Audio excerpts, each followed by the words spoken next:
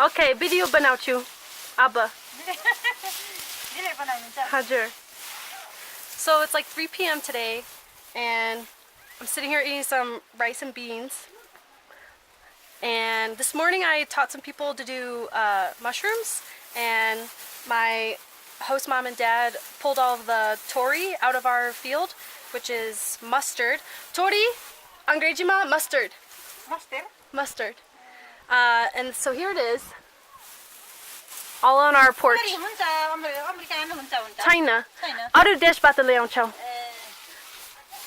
And she's just crushing it up with her feet and getting all the seeds out, and then they'll take it to the mill and make tori kotel, which is oil. So that was my day today. Here comes Dai, boknuing it up from the bari. Eti huna dericha.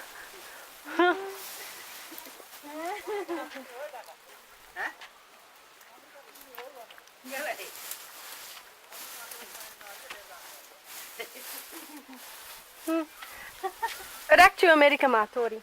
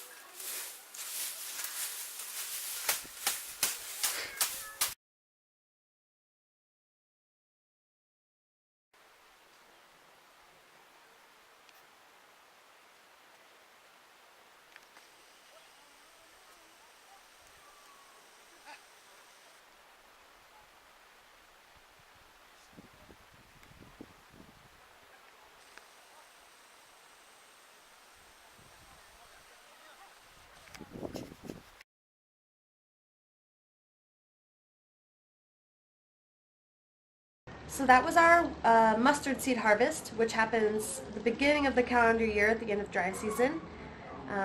Then comes corn during the monsoon rains, and then after that is harvested, we plant our wheat. And every step of that process is by hand.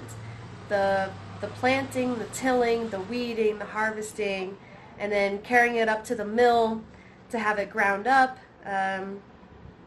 There's just no mechanization or dependence on oil at all. It's obviously very different than the United States, which is highly commercialized and mechanized. One of the main consequences of that is in the United States, no one is a farmer. We have about, I think the statistic is less than 1% of Americans produce the food for all of us. Whereas in Nepal, the statistic is about 80% of Nepalis are involved in farming in some way. And so it's small-scale subsistence farming done completely by hand. And you could come up with a very long list of pros and cons for both ways, I'm sure. Food security is obviously higher in the United States. But, the dependence on oil and the dependence increasingly on these ever larger, ever more intricate and complex machines is obviously not sustainable. So I just thought it'd be interesting for you guys to see a completely different way of doing things. That's all.